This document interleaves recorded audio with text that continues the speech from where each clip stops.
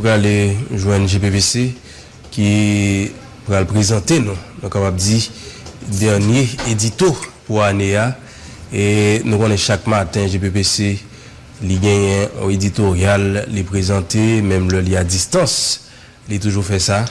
Et je vous dis, il n'est pas avec nous en studio, mais il est aux États-Unis, mais travail là continuer et nous pourrons les recevoir rapidement pour dernier édito ça.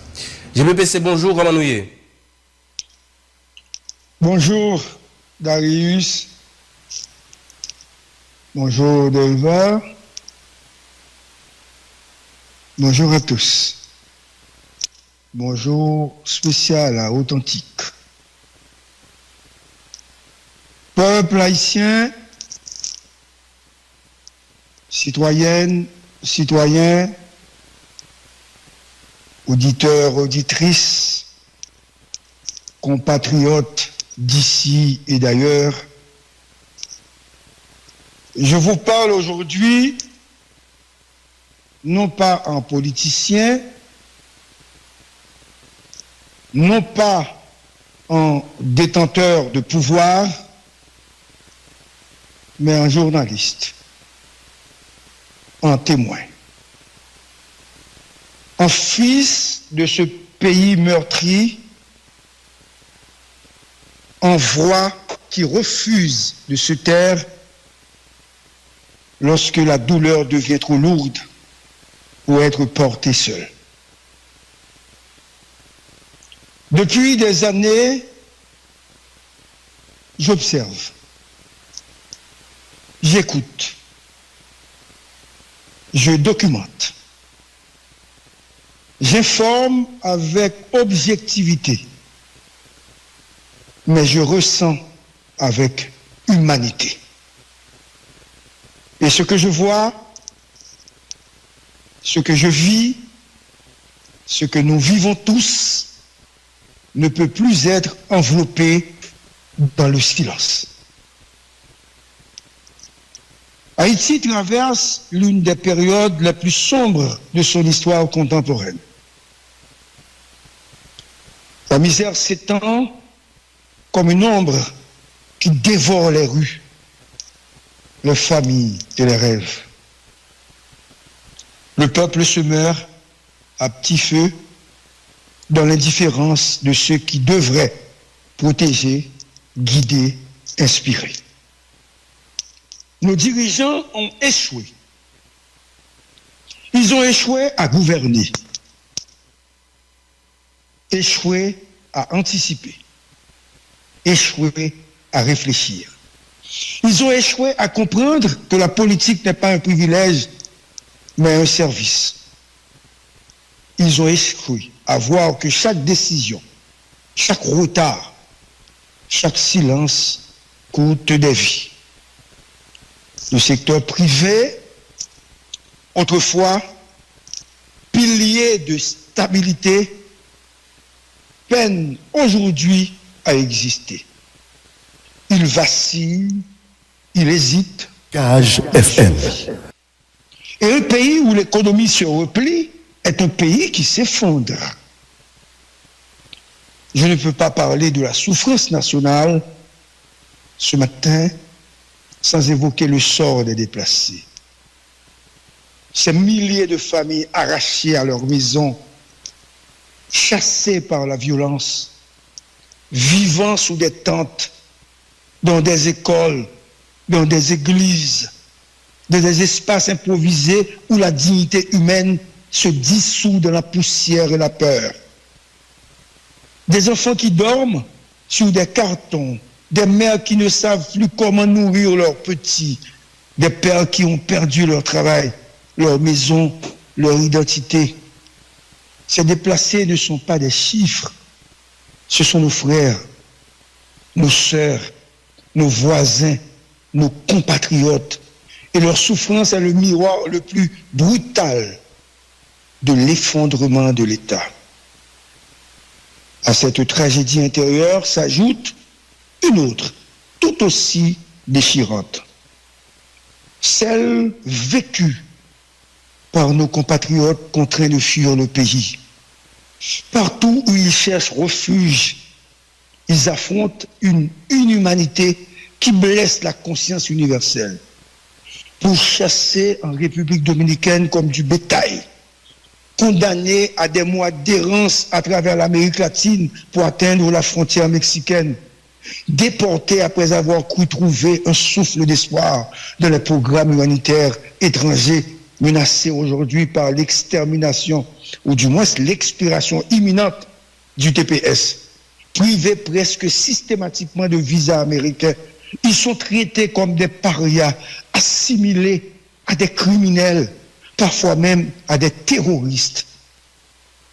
Nous sommes devenus, aux yeux de certains, un peuple lépreux, pestiféré, indésirable.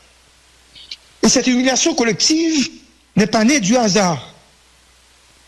Elle est le fruit amer de décennies de mauvaise gouvernance, de pillage systématique, de manipulation électorale, d'un assassinat présidentiel resté impuni et de l'effondrement volontaire de l'État par ceux qui prétendaient le servir. Les preuves de cette faillite morale et politique sont sous nos yeux, indéniables, accablantes. Je vois une police qui se débat, qui se bat, qui tombe, qui se relève. Une police qui, malgré le manque de moyens, malgré les salaires dérisoires, malgré les risques mortels, tente encore de faire son travail. Elle n'est pas parfaite, mais elle demeure l'un des derniers remparts entre le chaos total et ce qui reste d'ordre encore dans ce pays. Et pourtant,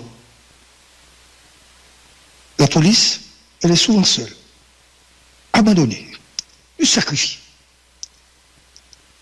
Donc, la violence ne tue pas seulement les corps dans notre pays. Elle détruit les esprits. Elle ronge la confiance. Elle brise la stabilité intérieure.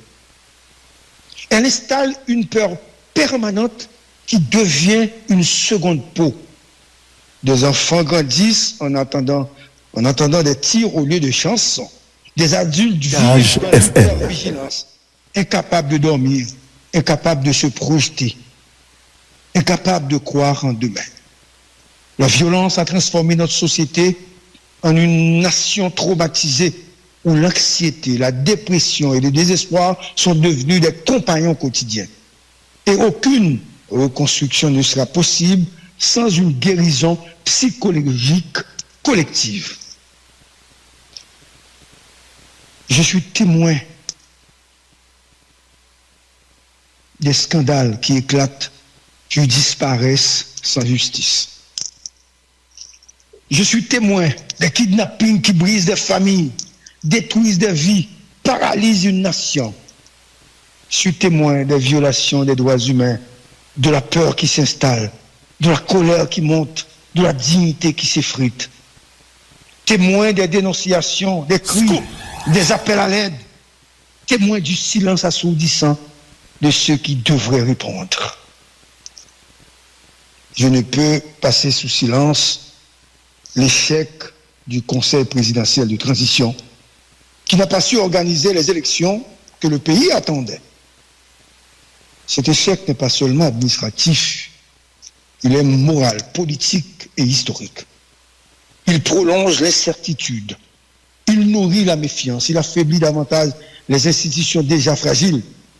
Un pays sans élection est un pays sans horizon. Et Haïti, notre pays, mérite mieux que des promesses non tenues et des calendriers sans lendemain. Face à cet effondrement constaté, la communauté internationale a tenté d'apporter une réponse.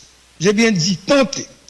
Sous l'égide des Nations Unies, une mission conduite par des forces kenyanes a été déployée pour soutenir la lutte contre l'insécurité. Mais les résultats jusqu'ici demeurent dérisoires, presque invisibles, quand la crise dépasse les moyens mis en œuvre. Aujourd'hui, l'on annonce qu'une force plus robuste, composée de contingents militaires, pourrait intervenir dans les mois à venir pour tenter de rétablir un semblant d'ordre dans le chaos provoqué par des décennies de dérives politiques. Députés, sénateurs, présidents, premiers ministres, partis politiques, groupes armés, militants du béton, tous ont contribué à la décomposition de l'État. Pour préparer cette intervention, la communauté internationale a frappé très fort. Un régime de sanctions sans précédent a été imposé pour la première fois touchant les sphères politiques, économiques et institutionnelles. Président, Premier ministre, parlementaires, conseillers, chefs de gouvernement, figures du secteur privé, presque tous ceux qui se considéraient comme les maîtres du pays ont été publiquement désignés, isolés, sanctionnés. C'est le signe que le monde entier a compris l'ampleur du désastre que nos élites ont laissé prospérer. Je vois des jeunes qui refusent de renoncer à leurs rêves. Je vois des entrepreneurs qui innovent malgré l'impossible. Je vois des policiers qui se battent pour un pays qui ne leur donne presque rien. Je vois des citoyens qui, chaque jour, choisissent la vie malgré la mort qui rôde. Cage FM. Sur la terre et passe, je ne vais pas accuser, je viens rappeler. Rappeler que nous n'avons plus le luxe de l'indifférence. Rappeler que la reconstruction de pays commence par la reconstruction de la conscience, comme disait Darius tout à l'heure. Rappeler que la vérité n'est pas un danger, mais une lumière. Rappeler que le courage n'est pas l'absence de peur, mais la décision de continuer malgré elle. Nous devons, dès aujourd'hui, exiger plus. Mais il faut agir. Les dirigeants doivent comprendre que gouverner n'est pas occuper un poste. Comme je l'ai toujours dit, c'est porter une responsabilité. Le secteur privé doit comprendre que prospérer seul dans un pays qui s'effondre est une illusion. La société civile doit comprendre que le silence est une forme de complicité. Et nous, journalistes, devons continuer à informer, à dénoncer, à éclairer, même lorsque la vérité dérange. Peuple haïtien, auditeurs, auditrices, nous sommes fatigués. Nous sommes blessés. Nous sommes en colère. Mais nous ne sommes pas vaincus. Haïti n'est pas un pays qui meurt. Haïti est un pays qui attend. Qui attend que ses enfants se lèvent. Qui attend que ses dirigeants se réveillent. Qui attend que la justice remplace la peur. Que la réflexion remplace l'improvisation. Que la dignité remplace l'humiliation. Je vous parle aujourd'hui avec la peur dans le ventre, mais aussi avec espoir. Parce que malgré tout, je crois encore en ce pays. Je crois en sa capacité de renaître. Je crois en la force de ce peuple. Je crois en la puissance de la vérité. Que ces quelques mots ne soient pas un cri de désespoir, mais un appel à la conscience collective, un appel à la responsabilité, un appel à la renaissance. Vive le changement. Scoop pour l'année 2026. Darius dit 2025 là, pas voulu aller parce que tant demoiselle,